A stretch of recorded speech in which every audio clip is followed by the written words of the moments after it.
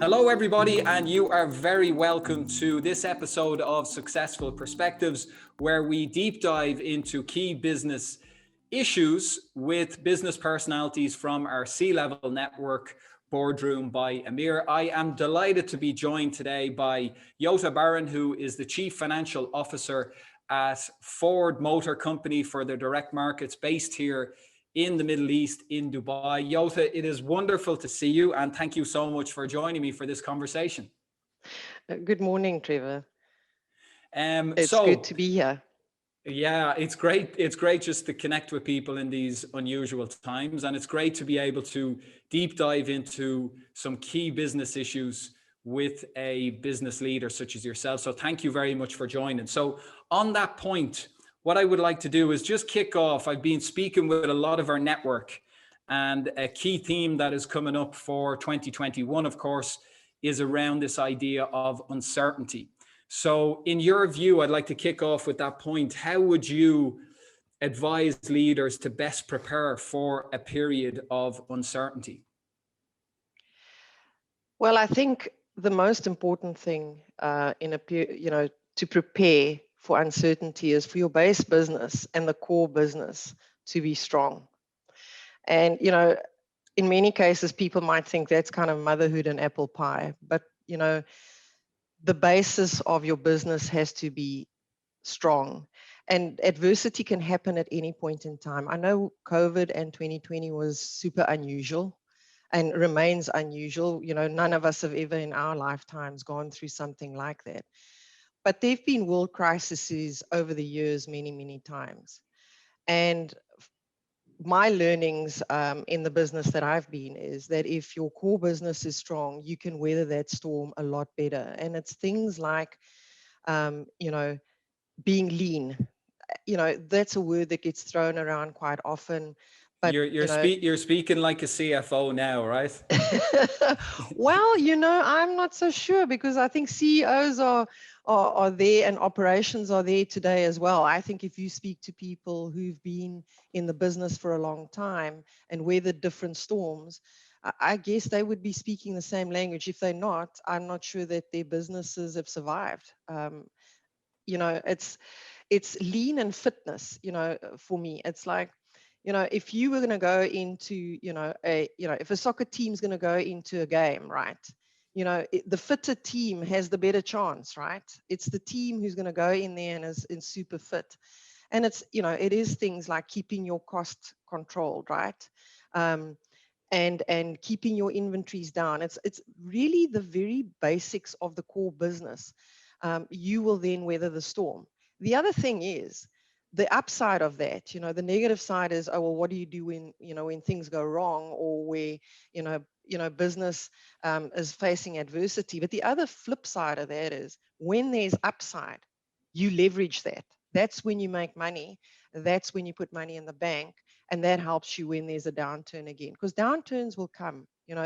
There's an ebb and flow that occurs over years, and that will continue to happen, whether it be a pandemic, which is very unusual, or whether it's something else. We live in a very strange world right now, to be honest, where things can change. I mean, let's face it, some of the political things that have happened over the last couple of months, who would have ever thought?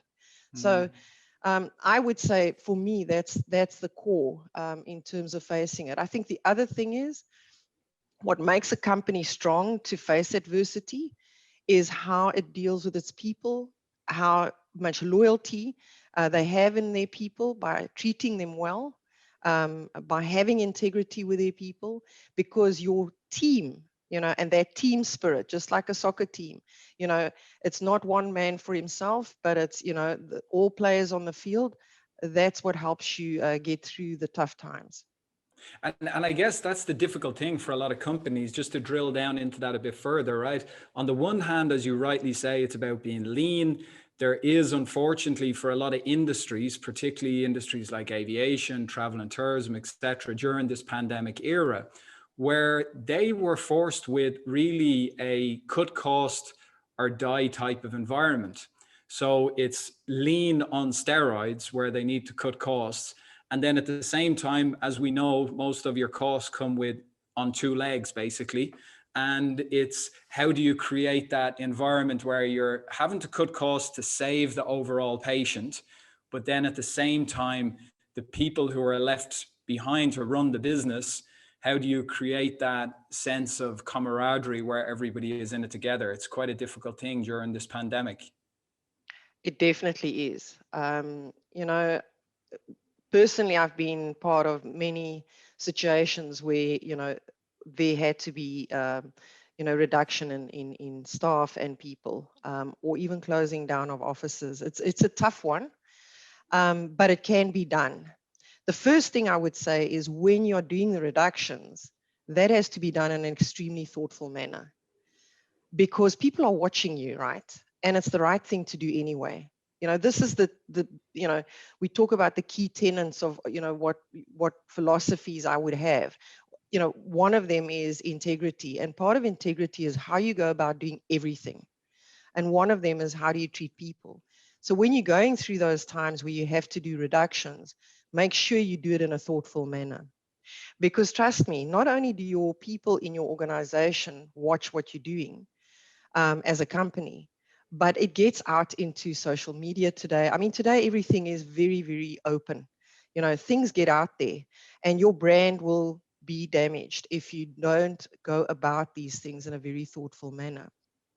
The other thing is to be as transparent as possible with people, to communicate transparently and as honestly as you can, to be as fair as you can under the circumstances, what your company can bear, and to do it as quickly as possible, to really rip that Band-Aid off as quickly as possible, so people aren't sort of hanging and going through that process. And then once you've gone through that process, to really have a vision, and bring people along to where you're going. The key for me as well in the end of all of that is when you've done that, don't let it creep back in. In other words, don't let that cost creep in. Learn from that, because again, people are watching and they're saying, oh, well, when the good times come, we bring people in, and then we go through this process again and again. And it's hurtful to the organization because it takes time to rebuild, that camaraderie, that trust, right? Because people are nervous. It's such a great point, because we've all been in organizations over the course of our career. I certainly have, where I've seen that, exactly as you described, that very cyclical nature of cuts practically being done at the end of each financial year to meet certain targets, and then bringing people in right afterwards.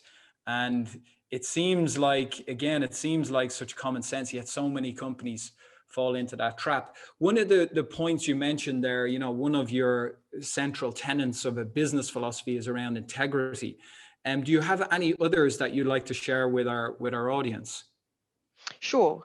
I mean, let me just start again with integrity. To me, that's the top tenet. That's the number one tenet. Besides the fact that I'm in finance or a CFO, it has to be your top tenet. If you want to be a person who leads a company, well, that you have to do. Remember, first of all, there's a saying that I love, and it's the shadow of the leader. You cast a shadow, whether you think you do or not. You do. People are watching every move that you make, and it will determine how your company is run.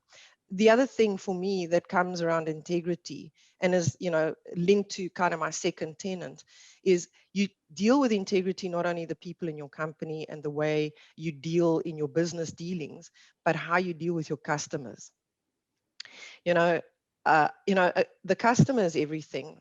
And people say that, and I wonder sometimes if they truly understand that, because not only is the customer the person that puts the bread on the table and ensures that we all earn an income and our companies are successful. That person today is the voice. That's the person that creates the network. That's the person who gives referrals. That's your future business that you haven't even tapped into. That's a resource that is so key to your business.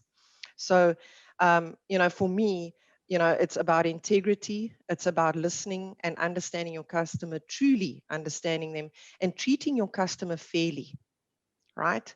And that is linked to the integrity piece for me as well. Those are very key tenets. And then, being kind of like, the other tenant for me is continuous improvement. So listening to your customer and improving your products. And your customer can also be, like in my case, I'm kind of in semi-service industry.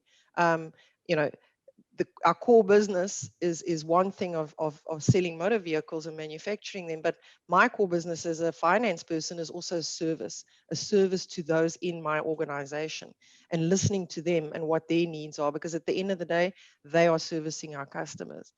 And there, I just want to broaden on that. One of the things that I've learned is to listen more, and to listen with real curiosity, right? Really listen to what your customer is telling you. Be curious, ask questions of them to understand more and more of what their needs and their wants are, and structure the way you work, your approach to that. And people talk about disruption and all of these things. I think we live in unusual times, and I think what COVID's done for us, it's just pushed us much quicker into that disruption, right? Because we've had to think very quickly on our feet, because our customers' needs have changed overnight, right? I mean, there are so many examples. I think of, the medical industry. Today you can do a virtual consultation with your doctor. It's happening all the time. That wasn't happening 12 months ago, right? It's happening now. So that's just one very, obvious example, but there are many others. You talked about the travel industry. There's an industry that's been hit hard, and unless certain changes are made in that industry, there will be many players that will not survive this. So yes, I think integrity for me, number one, and listening with curiosity, understanding your customer. I think that for me is a very important, and then continuing to improve, continuing to be creative. And I know you and I have chatted in the past about your career, which I found very fascinating. What I'd like to ask you is just give me a sense of how you started off your career and your expectations, but also then some of the best advice you've received during that period. So yes, well, when I started out, and I've been with Ford Motor Company over 30 years. When I started out my career, you probably, to give you context, I grew up in a family where I was the first female to graduate from university, my sister the second. So, in a hard-working, working class family, parents that worked in excess of 16 hours a day, and kind of a high work ethic.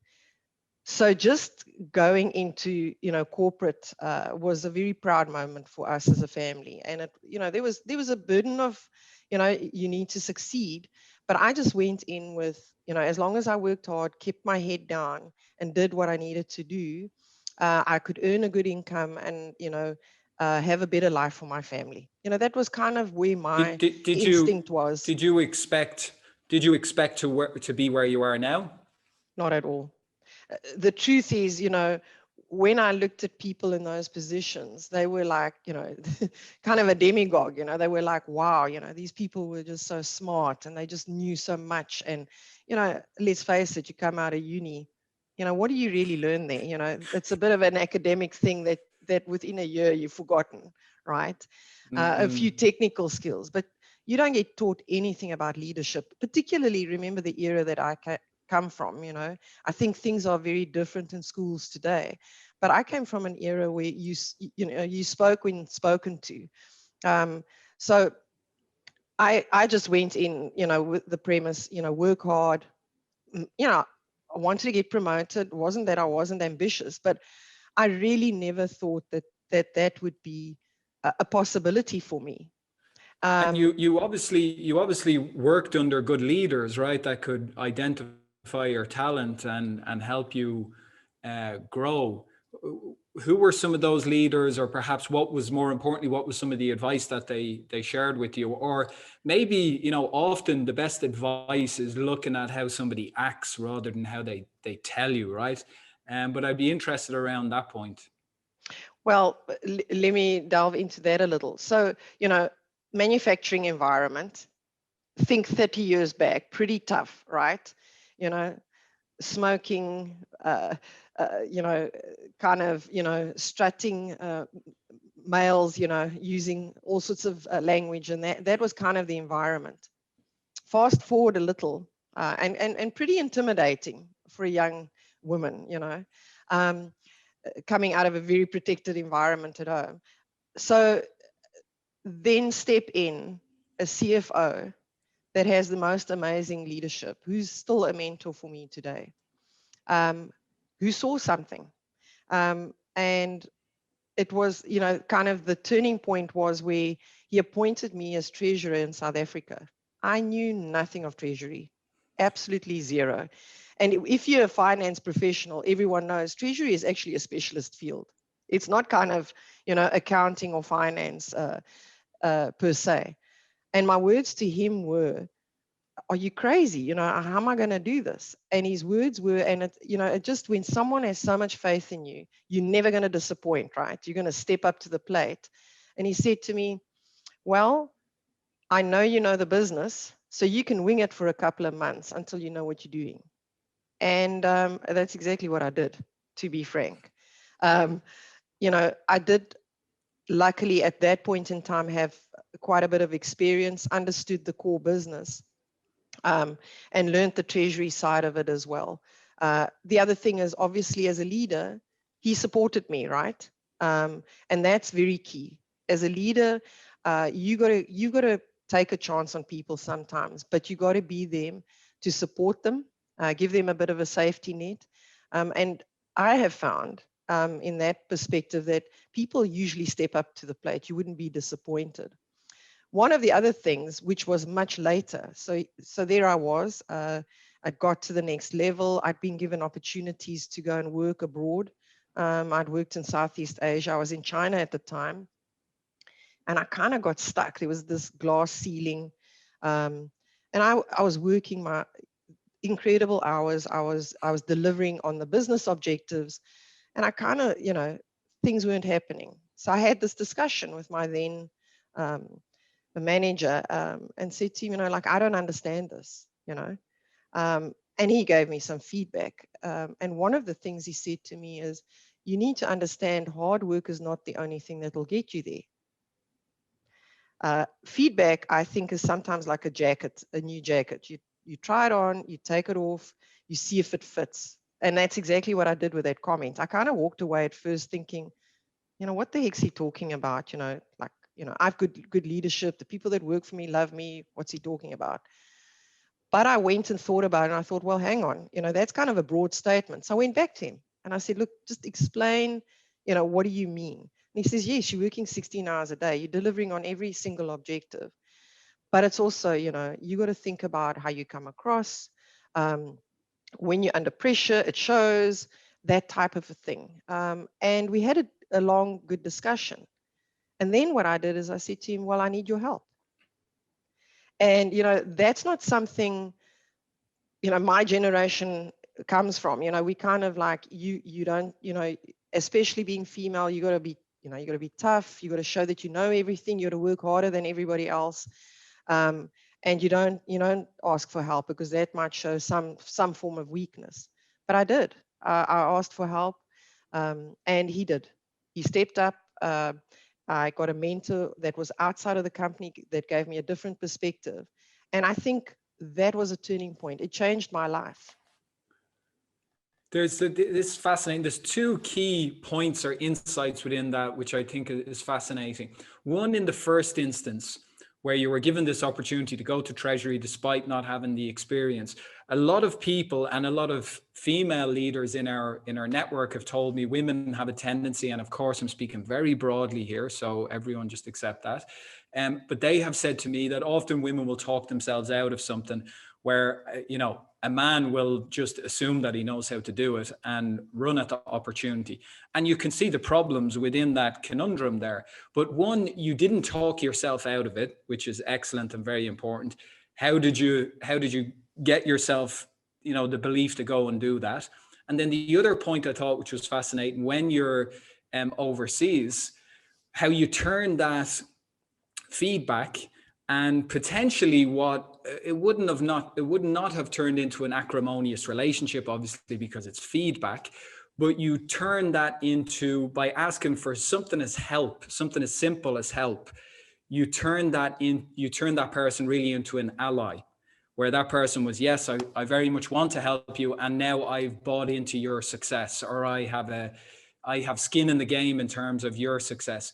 Maybe you could just comment on those 2 points. One, in terms of how you decided, okay, yes, I don't have this experience, but I'm just going to do it. And that second point around asking for help and turning somebody into an ally, which I think is very interesting. I think on the first point, part of it was the person that gave me the opportunity is someone that I really trusted. And I thought to myself, well, if he thinks I can do it, then I can. And kind of diving in and asking a lot of questions, reaching out, again, also asking him for help in terms of saying, okay, but who can I speak to? Because I'm very fortunate that I work in an organization where there is so much talent and so much experience that you can reach out to people. So a lot had to do with the leadership of that person and the confidence that they gave me and the help that they gave me as well. But it was also kind of a, you get to a point where you say to yourself, well, if not now, if I don't do this now, it's just never going to happen, right? This is my opportunity. And I've just got to do it. At the end of the day, was I nervous? Terribly. But I don't know. It was just, at the end of the day, I didn't have almost a choice. I said to myself, you don't have a choice. You just got to go do this. Just dive in and do it. And I did. Was I brave? I don't even think I thought of it that way. I was just, and on the other hand, I was also so pleased that someone finally saw my potential and that I had the talent to do this. I think I was also just pleased to do it, and went ahead. On the second piece, turning people around as allies. I guess also the thing here is, with years of experience, we spoke about it earlier. When you're young, you see things in a certain way. You'll go into something. Maybe 10 years before that, I would have seen his feedback as criticism, and walked away and muttered under my breath and ignored it, and just thought, the guy's an idiot. With years of experience, you start realizing that you need to do a little self-reflection, right? That we all have blind spots. So I think that's what that was for me, and I realized at that point in time that I had the potential to move through the glass ceiling, but I needed to understand how, because I felt that I was doing everything that I needed to do. So again, a critical sort of point in my life where it was, well, either I do something about it, this critical turning point, or I don't, and things will just remain the way they are. There's another saying I love, if when you feel the heat, often you'll make the change. And it was kind of like that for me. Listen, Yota, you've been very kind with your time. I just want to, if it's okay, ask you one last question, and that is related through this pandemic era that we're passing through. Because as you alluded to earlier on, none of us have ever experienced anything like this, and hopefully we'll never experience it again in our personal lives nor our careers. But from a career and business perspective, what have been some of the lessons or takeaways that you've took from this passing through this pandemic? Trevor, I think it's around, it highlighted some things. Yes, there were some new things, but there were just some things that to me were highlighted. The first is that you have to take care of people first. Absolutely have to take care of people first in this situation. This is impacted people personally. People have lost loved ones, they've lost their livelihoods. You know, mental health is a big issue through this pandemic. So for me, particularly as a leader, that very much highlighted and put a focus on people for me, very much so. Taking care of, you know, just your team, reaching out, asking them how they are, and really, you know, being caring. And also how you communicate. We're living in a virtual world. We've been working from home since March of last year. How do you keep the connection with people, keep people motivated? Because remember, we're now in a pandemic. We're all facing all sorts of headwinds in our businesses. We need our people to be super motivated. So that was very much a key for me. And it will be something I take with me. I mean, I've always been, you know, a proponent of taking care of people, but even more so now. That's one of them. I talked earlier about fitness. This definitely highlighted you have to have a business that's fit at all times. If we had not been fit and taken some decisions, you know, in the years before COVID, we would really have been in a lot more trouble here than you know, and I think many companies for that matter. So, you know, that again was a highlight. Then in terms of new, the investment in connectivity in your IT systems, in you know, being able to work virtually. And actually the fourth part for me is the working virtually. The new for me is also that, you know, we talked about, you know, remote working before, and I think many companies have. I think COVID has catapulted us there. I think people will be working differently. Now, whether it will be remote working 100%, I doubt, and I'm doubtful. And I'm not personally a fan of that. I like the connection with people face to face, but I do think there will be a blend of that going forward, and that will be the new. I would say those would be the four things I would think about when I think about COVID and its impact. Now, I know I said that last question was the last one, but I'm a infamous liar, because you said something very interesting and I'm just curious. I want to follow up on. You mentioned this, and this is something we've discussed in our team as well, in terms of working from home. And for me personally, it's been quite if you think pre-pandemic, I would not have been a fan from working from home. Okay. Then the pandemic comes in, crash, everything changes. It's foisted upon us and we work from home. And we had this period of working very well from home. And then I felt we hit a kind of plateau, and I could see that, hang on, we're lacking that kind of team gel where we come together and we all actually really understand what it is we're doing. And now I'm seeing this kind of, it's very much a learning curve as you go along. Now I'm seeing, okay, there's value in working from home for the team in terms of just that bit of flexibility and feeling like your environment is changing throughout the week. But there's also a huge amount of value in getting the team together in terms of collaboration. What has been your experience in terms of this, all of the team working from home? And what I'm curious about is how companies, because some companies are talking about doing this, you know, permanently and indefinitely, or doing it permanently. At what point do team members just start to feel like that they're freelancers, right? The connection with the business, the culture, all of that. At some point, you just start to feel like you're a one-man band freelancer who's currently on a project for this company. What's your thoughts, or what's your take on that? Yeah, that's an interesting point, and I agree with you. It is an ebb and flow kind of thing, you know. In the beginning, we had a lot of, kind of interesting things we were doing to keep the team, motivated. It was new, etc. But I think ongoing, what has worked is keeping that connection. So, in my case, for instance, I meet with my team daily, first thing in the morning for 30 minutes. And we don't just talk about work, right? It's about how are you doing, making that connection. But I do agree with you about, not feeling like a consultant. I think when you have a team that know each other up front, it's a lot easier to keep that connection, right? Because people have actually met face to face and have a relationship. Most of my team members, I've worked with them over the last 5 years since we set up the office here. I think where it becomes more difficult is when you start recruiting new people and you haven't had that face-to-face connection.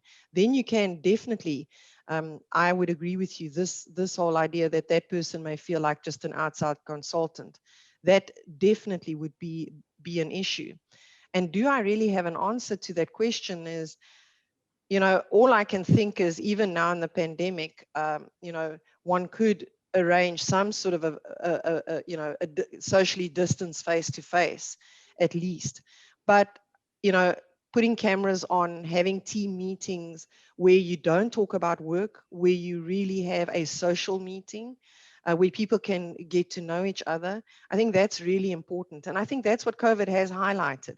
We can sometimes be all about the work. And I've realized that to keep the connection, you have to really focus also on the social aspect, because whether we recognize it or not, work is a really important part of people's life. They spend time there. That was where they socialized and interacted. We as humans are social beings. So I guess, my answer to you is it's more difficult when you have new people.